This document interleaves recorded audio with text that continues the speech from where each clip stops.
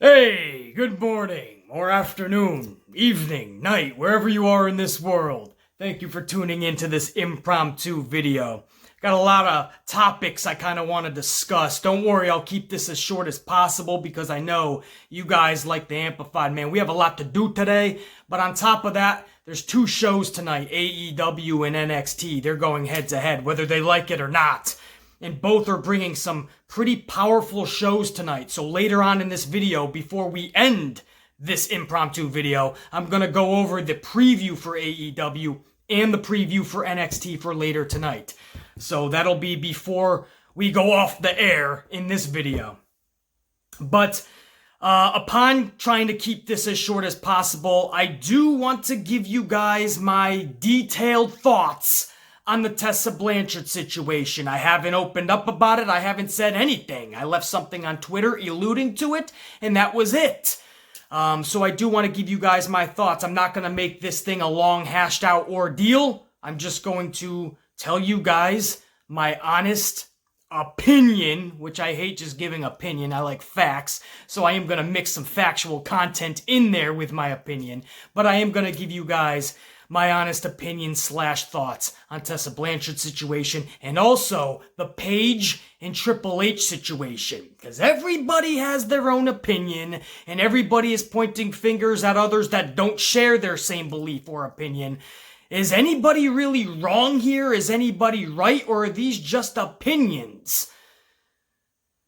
Who knows? It's where we are in the world, right? Republican Democrat type stuff. I'm right, you're wrong. What? We can't talk about this? Well, I'm finally going to open up about it on both subjects, Tessa Blanchard and the Paige situation. That's going to be coming up in this video. I first want to go over a couple of rapid fire topics real quick. Number one, I guess you could say, on one hand, I'm a little bummed. On the other hand, I'm excited, right? On the one hand that I'm bummed, it's because I saw the first photos of the Bash at the Beach setup for tonight for AEW. They're not even at a beach. They're just in the arena, and they don't even have a different type of a setup. Maybe one or two things are changed. Maybe they'll add some more stuff before the show actually airs. But it looks like the same old stereotypical AEW on TNT, the Dynamite setup. It doesn't look like anything special. It doesn't have a beach vibe. Maybe they're going to add things, as I said, but as of now, the leaked photos, and by leaked photos, I also mean video by Jim Ross, and it looks like they're just in a regular old arena. They got the same old setup. Bash at the Beach, what? I was expecting them to be like, remember WCW Nitro? They used to have it, where was it? Fucking down in Florida. And it would be like right off of a beach or some shit. I was expecting something like that. Or, if, like the old school WCW, when they used to do it, they would have the actual, like, the set would be like you're at a beach, if that makes sense. This didn't have that. Hopefully they add those flavors and vibes, but this setup did not have it. Hopefully they hear this video beforehand and go out and buy a bunch of fucking just pounds and pounds of sand and little palm trees and throw beach balls around. But you gotta have that vibe, man. You just can't call it Bash at the Beach and just have the same old setup. And that's what I'm seeing. So that's the one hand that bums me out. Now, the other hand that gets me excited has to do with Friday Night Smackdown because there's a returning superstar, and I'm pretty sure it's going to get you guys excited. You ready for this? This Friday, Kane returns to WWE Smackdown. What? What are you booing BC for? What, you're not excited for Kane? You're excited for Kane and you know it. No? Nobody's excited for Kane? I'm not either, guys. Don't worry. I'm playing with you. Maybe there's one Amplified Unit member out there. He's like, BC, I like Kane. I can't wait to see him. Good job, Billy, man. Nothing wrong with that, dude. You keep supporting Kane, dude. There's seriously nothing wrong with that. The majority of us... why is this happening? This is like the big show over on Monday Night Raw. Is this really needed? It's rhetorical. Of course not. But Kane is returning to Friday Night Smackdown. That is official, guys. Get ready for some entertaining good shit. I also want to tell you guys that Elias has signed a new multi-year contract. This is newsworthy anyway, because Elias was one of those cats that was maybe not signing. We were hearing that he was holding off. We were hearing rumblings that he wasn't happy. And then Miz, last Tuesday night on Backstage on FS1, Miz literally told a story where Elias went up to him and said, yeah, I'm just not happy with my placement. All they have me doing tonight is just going out there with the guitar again. I'm not even wrestling again. Like a story like that. And Miz was like, dude, just keep your head high. Stay the course. Good things will come, blah, blah, blah. But Elias going to Miz, that just confirmed what we were hearing backstage, which was Elias was not happy with where he was being positioned, with how he was being used, which you could say about 90+% of that roster.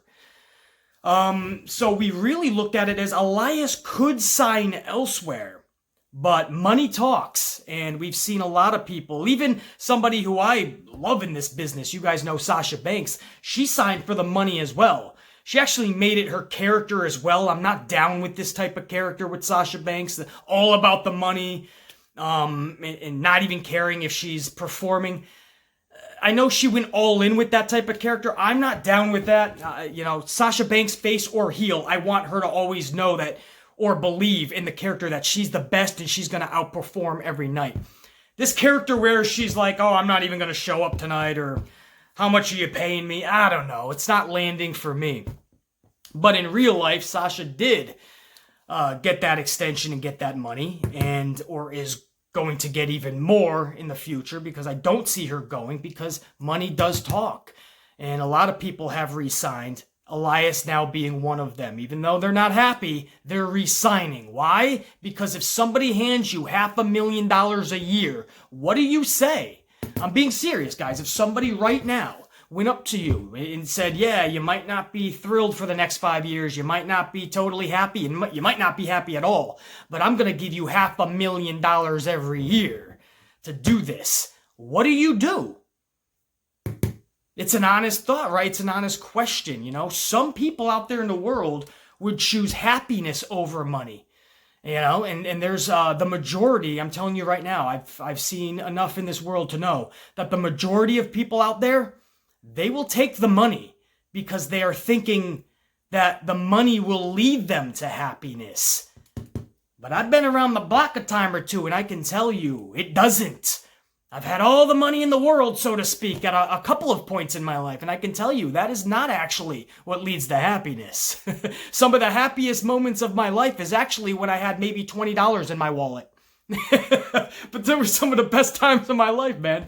I won't get into the stories, but that's, for some people, it's a different way of thinking. Unfortunately, for the majority, people are aligned in the transitional thought that money will turn into happiness. So if I can just achieve the money, that is my success, and that will all lead to happiness. And I'm telling you guys, it's not always the case. So I hope these superstars aren't doing it just for the money. I hope they really do see a path, some clarity, light at the end of the tunnel. I hope they see something that others don't, and an opening where their character can really flourish and they can actually be somebody in the company. Other than that, you're going to see 5 years of Elias coming out with his guitar and strumming away. It's entertaining a little bit after 1, 2, 3 years down the road. Are we honestly going to need or even want to see this? Like Elias, I wish him nothing but the best. I just wish the people in that company, the old man in Stamford, Connecticut, gave him nothing but the best. Remains to be seen. Moving on, the next WWE show in Saudi Arabia is fastly approaching. It was scheduled for February 20th, Thursday. However, it has been pushed back a full week to February 27th, 2020 now. So this is still Thursday, but they pushed it back an entire week. As of the making of this video, we don't know why, but I can confirm that they did push it back a full week. So that remains to be seen as well. But this will be their 5th show in their 10-year agreement. Now, it's not 5 shows out of 10, because we are hearing that there's still going to be years where there's multiple shows, at least 2. So it remains to be seen, and that's scheduled, at least this is what we're hearing, to even be furthered.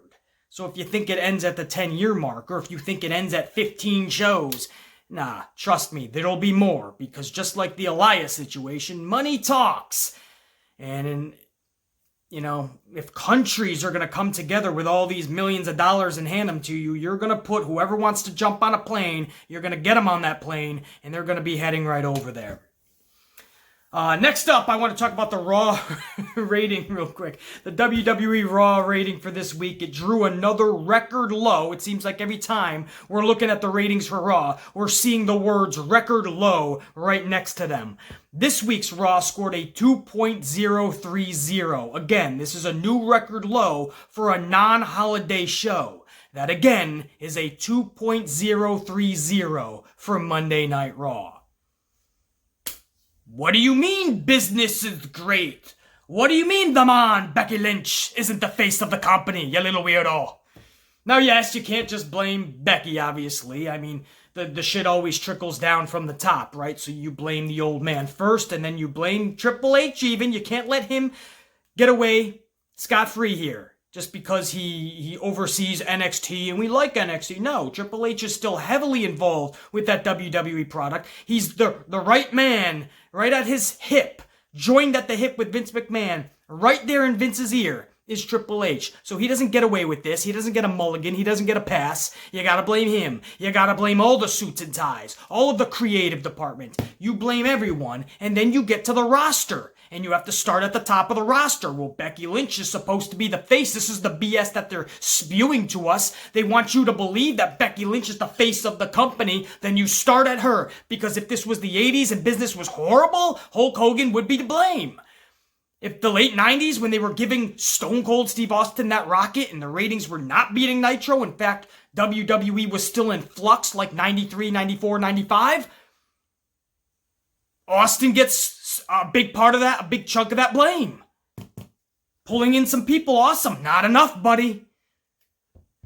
Doesn't matter what era, We looked at John Cena toward the end of his run, especially when ratings were starting to be like, whoa, and we said, dude, you gotta do something with Cena. You gotta turn him heel or something, man. We need to see something different. Ratings are plummeting. Asses are starting not to come to the arenas. I wonder why. Cena's a little stale. Let's turn him. Let's do something with him. They didn't. They just kept on going out there with, you can't see me, Cena. So some of the kids could be like, I love you, Cena. And what happened? The business didn't boom. The business just got worse. And then we led into Roman Reigns and we were like, no, we need to see a little bit of a heel. We need to see a different side. Give some of these other guys a little bit of a push and let's see if they're going to be the face, if they have what it takes to be the face of the company. Vince didn't let anyone else get even a chance. He just pushed Roman for 4 years and it didn't work. BC, what do you mean it didn't work? I love Roman Reigns. Well, do you? That's great. Guess what? The majority does not because it is showing. Asses are not coming to the arenas. The merchandise sales are lower than they've ever been before. Ratings are plummeting to new record lows constantly. What do you mean? I'm looking at facts, and all I have is people coming at me that are fans of these people and going, I love them, and other people do too, so deal with it.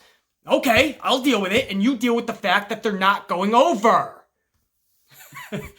So you can spew that Becky Lynch is a face all you want, but what is she doing for the business? What is she doing for WWE in the past over a year since they've tried to push the agenda of Becky Lynch or a Roman Reigns for years or Charlotte Flair? The people that they try to spew out there, it ain't working. Why? I could come up with a million reasons. Do you have the time? Because it starts from the old man and it trickles right down to the talent themselves. If you think that Becky Lynch is scot-free away from this, oh, it's just Vince McMahon, it's just creative, you're wrong.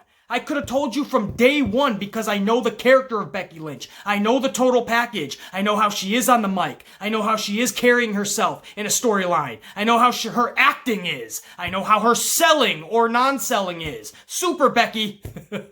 I know all of it. And when you put it together in a package, she was never going to carry the company. I don't know what kind of delusional world people were honestly thinking they were in. Or that's all they were in, was a delusional world. But I don't know what type of world people thought they were in, that Becky Lynch was a true face. And I tried to raise these concerns, and all I get is people upset. Nah, obviously, Roman's great. Just like they said back when Cena's tail end there. Cena's still great, BC. Is he? Because the facts, the proof is not showing that. It's showing that they got fans. Even lots of fans, I'll give you. That's awesome. It's not working. It's not helping. It's not improving ratings or attendance or sales. It's not doing any of that. So I just, it's mind-boggling to me. You know what I mean? Bray Wyatt is the #1 merchandise pusher. But you're not saying Bray Wyatt's the face, but he's selling more merch than the Mom Becky Lynch. If you did a study right now and you went to every arena and go, who are you most excited to see? I'm pretty sure they're going to be like, oh, Bray Wyatt, man, that's going to be fun. The whole entrance and seeing the whole aura.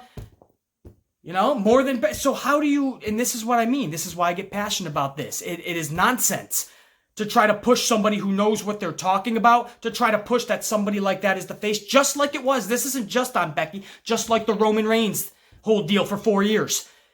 It's not like we don't like these people. We like Rebecca Quinn, Becky Lynch. We like Joe, Roman. We like these people. We're trying to tell Vince, fans like me, analysts, journalists, critics, whatever you want to call us, we're trying to tell the old man that's not working in that spot, in that limelight. It just isn't gonna work. Listen to us, make the audible. You could still push them and have them in top spots, awesome.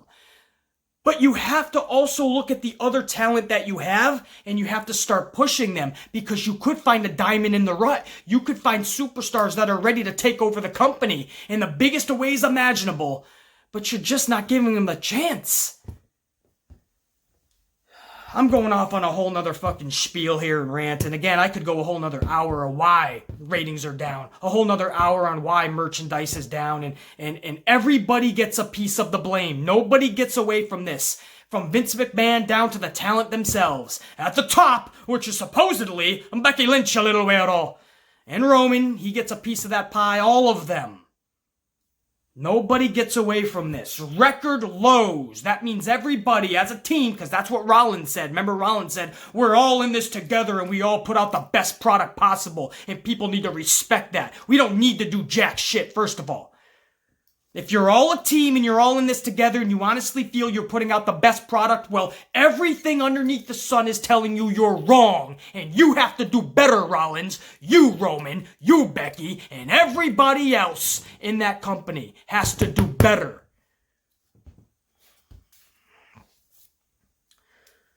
Anyway, moving on. Tessa Blanchard. Let me just get this out of the way now, guys. I said this over on Twitter. I want to start off just like this, and I'm not going to go long on this either, because this topic has been discussed by everybody underneath the sun. I don't want to be just another spoke on the wheel. As far as it pertains to the Tessa Blanchard situation, I left this on Twitter Monday afternoon. The definition of mistake: an action or judgment that is misguided or wrong. I'll say this again for you guys. The definition of mistake, a mistake, is the action or judgment that is misguided or wrong. The definition, again, I put this on Twitter for you guys if you need to see it in writing. The definition of personality trait is the quality or characteristic that distinguishes the character and attitude of a person. Can I repeat that, please? It's my channel. What? Is it really? Then I will. Thank you. The definition of personality trait is the quality or characteristic that distinguishes the character and attitude of a person. So what that tells me, judging by a plethora of females that have personal stories of Tessa bullying, that is no longer a mistake if done repeatedly. It's just who she is. A bully. You might not want to hear that, but that's the truth. It's not a mistake if that many females came out of the woodwork and said, I have a story, and I have a story. And you have people like Evilise, who I respect greatly. Evilise is holding back stories. If you follow her over on Twitter and you've seen some of what she's posted, she wants so bad to tell some of her stories, but She took the more grown approach, the more mature approach, and she decided to just keep that inside. Sometimes that's not a good thing, but that's what she chose to do. Sometimes that'll boil up, though, and reach a boiling point. But Elias even had... That goes to show you how many other females have stories of Tessa just being an absolutely bad person. Because that's what it is. That's what these stories are telling you. I'm not even going to go over some of the stuff. By now, you guys know exactly what I am talking about. I don't need to go over that type of stuff. Not on this channel. Because there's no place for that in this world.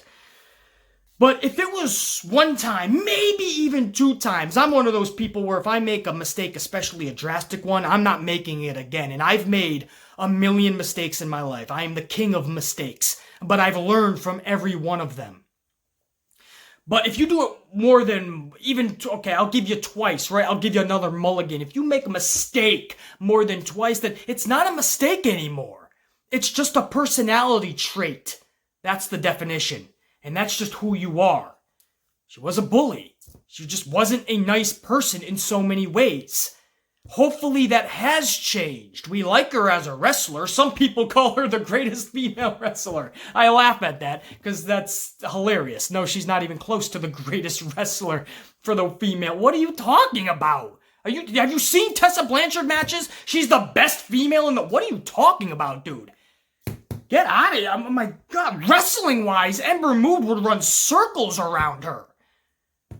Charlotte Flair, whether you like her or not, would be a consistently decent match time and time again if they were have a few, right? That would be a little more along the same lines. But wrestling-wise, what? I wouldn't put her no more than freaking Asuka. It's mind-boggling to me. Io Shirai, wrestling-wise, you're telling me is not there with Tessa Blanchard? But Tessa Blanchard's the best female wrestler. Some people call her the best wrestler right now in the world. It's mind-boggling to me, the stupidity in the pro wrestling world, but this is what we've become accustomed to. But we all like Tessa as a talent. We wanted to like her as a person as well, and hopefully we can do such going forward. But when that many people are telling you she's not a good person, you gotta take a step back and take inventory of that. You can't let all of these red flags go up and you're just like, oh, well, I'm going to have my own personal experience. No, you have to go up there guarded now with her. Again, hopefully she has learned from this, especially with that breaking out into the world. Hopefully it is a whole new Tessa. But what I will say is she did win the Impact Heavyweight Championship. She beat Sami Callihan. So she's in there with dudes, and I wonder why. That tells you why. Even a lot of the females probably didn't even want to work with her, so it got to that point where she had to take on dudes. But she won the heavyweight champion, not the women, so in that aspect, then what does the women's championship even mean now? You're just making everybody underneath Tessa look like a joke. And I'm sorry, not sorry. Tessa Blanchard is not China quality. She's not. If it was China, maybe we could talk. It's not China. It's Tessa. Come on, man. So she wins the heavyweight championship, and the celebration has been absolutely non-existent. There hasn't been a celebration. I mean, this should have been a history-making moment, right? Nobody's even talking. Tessa hasn't even gone on social, hasn't said anything about it. In fact, even after she won the championship, we're still talking about all these females coming out and saying, dude, that's a pretty shitty person to get these accolades. That's what we're talking about. We're not even talking about the championship. I think this was poor timing for Impact. I think that was the plan all along to put the strap on her, but when this came up, maybe you take a step back and you think about it. Not just because she hasn't, overwritten those wrongs. Not because she's not a better person today and doesn't deserve the championship. You could still put it on her, but I'm saying for the company, this history-making moment was going to be not as special anymore, not even close. So for the company, I would have taken a step back. Not just for Tessa and trying to punish her, no. It's for the company, because this moment became sad. Something that should have been history-making and awesome became sad. And that's what I mean about maybe that shouldn't have happened, but they put all their chips on the table originally, and they decided not to change their plans. You know me, I don't like to kick somebody when they're down, and I'm not going to. But when that many females come out and say, this isn't a good person, you can only hope for the best out of them going forward. And that's what we hope for Tessa Blanchard. Other than that, and again, this is all stemming from Blanchard herself. Some people on social media were asking, well, why is this being done now, 24 hours before she's going to win the Impact Championship? Well, guys, it's being brought up because she, on her own social media, told all the other females in the world, basically, to just be happy for her. That was the gist of what she was trying to say. She did it in a roundabout way, obviously. She was like, it would be cool if females supported one another or something like that. But what she truly meant was, it would be cool if all of you enjoy what I'm about to do. Be happy for me. But it was... it's so contradictory to what she has done in the past, right? It's very hypocritical to what she has done in the past. So all these females that saw the tweet, they were like, wait, what? You're lecturing us on being better and supporting people? What are you talking about? So it opened up the floodgates, if you think about it, to what was to come. She had to have known that. So if you're asking why it was being done now, look no further than Tessa Blanchard. She started it. Not to sound like a 5-year-old. She started it, but she did. If you want to add, there's so many people going, why is this being brought up now? Well, ask Tessa what she may have put on Twitter. That'll tell you guys. And then all these females were like, oh no, you ain't gonna lecture me. I have these personal stories, and some of these stories are just horrible, man.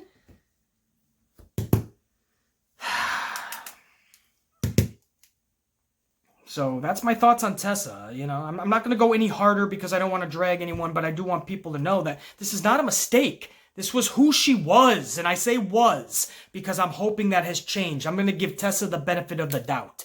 Let's hope she has indeed changed. I'm going to move on. This subject is no more happier, unfortunately. Sorry, guys, but this is Sorry, not sorry. This is what we do on this channel. Almost said podcast. Not exactly the podcast yet. That's this weekend. But in these videos, that's what we do, man. We take these stories and we talk about them. Some of them are uncomfortable to talk about. I totally understand. Like this one, Paige and Triple H. Triple H was doing an interview with some entity. I forgot exactly who it was, guys. And they were talking about Edge and Paige and the possibility of them coming back and to in-ring competition. And Triple H came right out and said, you know, as much as he adores them, basically, you got to think about their personal health. And Edge has kids, and Paige may even have kids that she doesn't even know about, right? That's what Triple H said, basically. I think exactly that's what he said.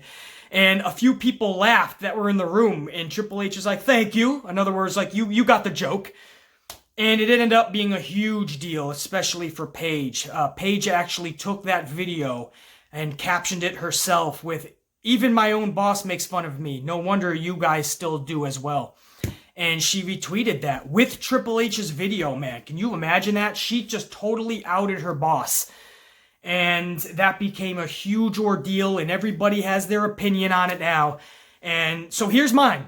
And again, I'm not going to drag anybody for this. Here's mine. If this was just one of the boys or gals in that locker room, that is one thing. When you are a boss, that's another.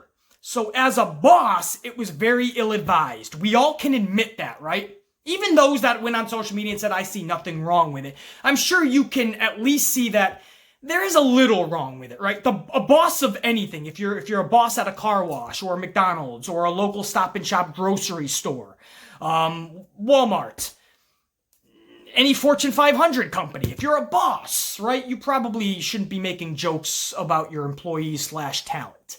We can admit that. And you would like to say it was just a joke in passing. He didn't even think about Paige's past. It was just literally a joke he would make about anybody, right? That's your first thing. If you want to hope the best for people and out of people, you think of the best, right? So when I first heard this, I was thinking maybe it was just a joke about Paige that had nothing to do with her past. And if Triple H thought about it, he would be like, oh, I didn't mean that. But when you see Triple H stop after he makes the joke and some of the people laugh in the room and he looks at them and he says, thank you. That shows you that Triple H knew exactly the type of joke he was talking about or spewing. And that right there is where Triple H is absolutely in the wrong. Was it just a joke? Absolutely. Anybody out there that's saying it was just a joke, you're right. You're not wrong. It was just a joke. The problem is just a joke sometimes just a joke can actually ruin people. You look at how far Paige fell off after that whole ordeal. You look at how distraught she was to the point where she almost ended it all. I'm just going to leave it like that. That's how far Paige was pushed to the brink of, I just can't handle this.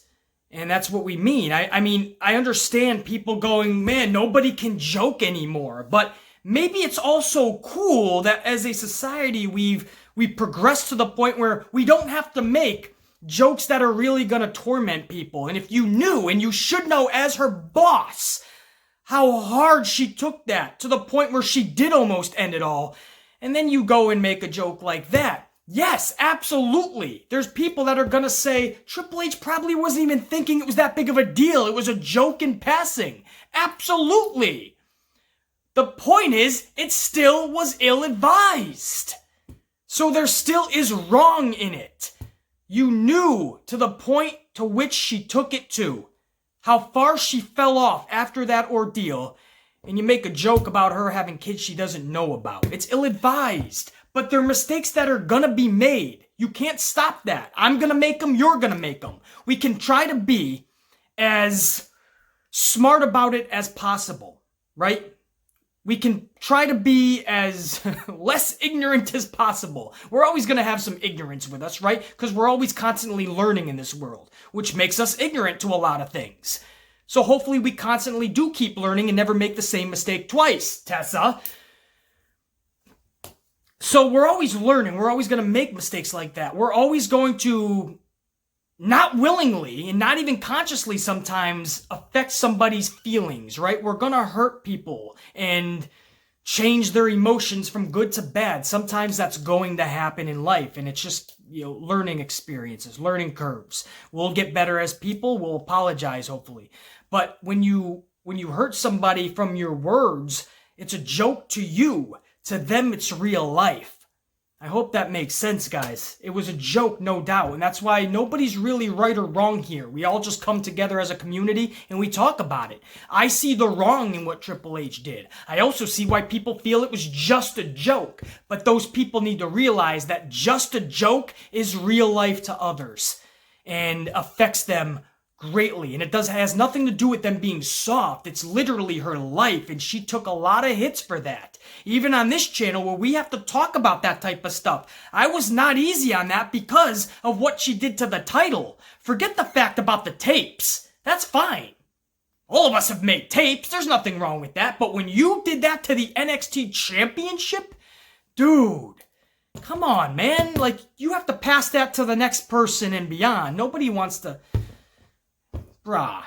That was my biggest issue there with Xavier Woods and all that. But Triple H, man, it was ill-advised, no doubt. But that's who Triple H is. He jokes around, and sometimes he's the most, we use a term in the United States, non-presidential, when talking about Donald Trump. Well, how about non-bossential? Because that would be Triple H, right? But he is, at the heart, still one of the boys. He hasn't wrestled his last match. He's still keeping in shape. He's still in the gym with all them. So I'm sure he thinks about himself as one of the boys. And that he's hip with all the gals. The truth is that anybody saying that Paige and Triple H are real close, they're not. Triple H has absolutely went to bat several times for Paige, and Paige in interviews has said several times that she likes Triple H. But the fact is, if you remember all those Paige and Alberto Del Rio videos, where Del Rio was just bashing him with Paige right there smiling and agreeing and nodding the whole time, and then you fast forward to now and Paige absolutely outing her boss in his latest comments, you see that Paige has no love at all for Triple H. You saw it in the videos with Del Rio. You see her own boyfriend going to social media and calling out Triple H. Her own boyfriend. She could have stopped that. She could have said no.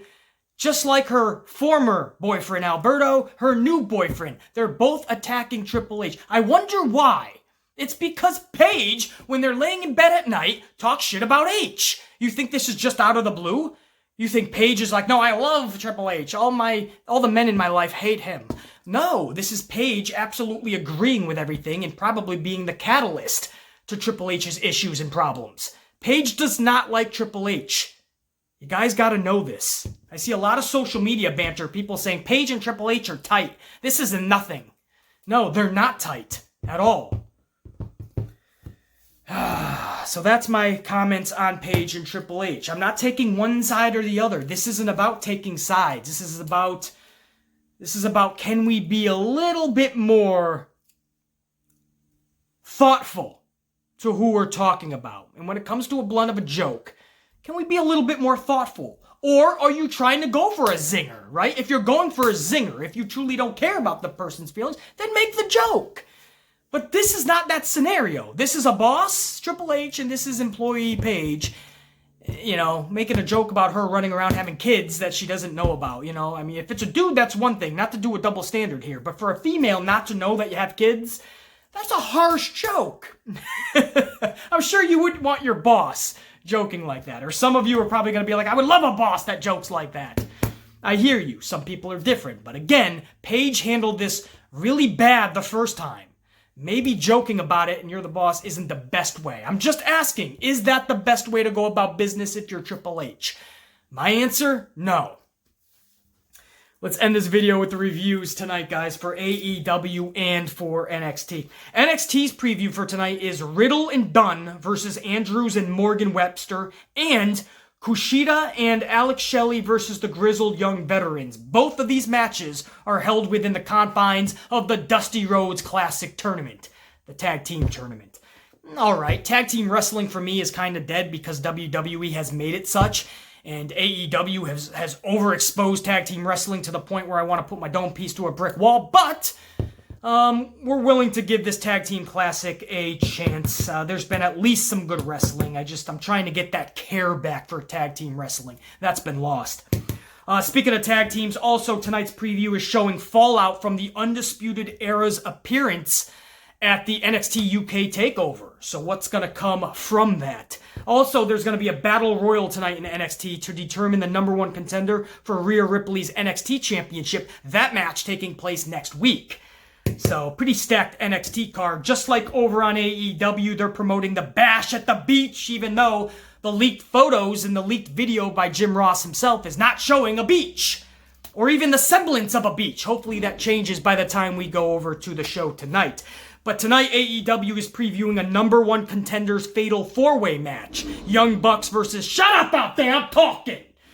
What do we got here? Young Bucks versus Santana and Ortiz versus Omega and Page versus Best Friends. You also got Jon Moxley versus Sammy Guevara, Awesome Kong and Mel versus Sheeta and Statlander, Pac versus Darby Allin, and another six-man tag featuring Diamond Dallas Page's return to the ring. So you talk about tag team wrestling, man. You got the Fatal 4-Way tag team match.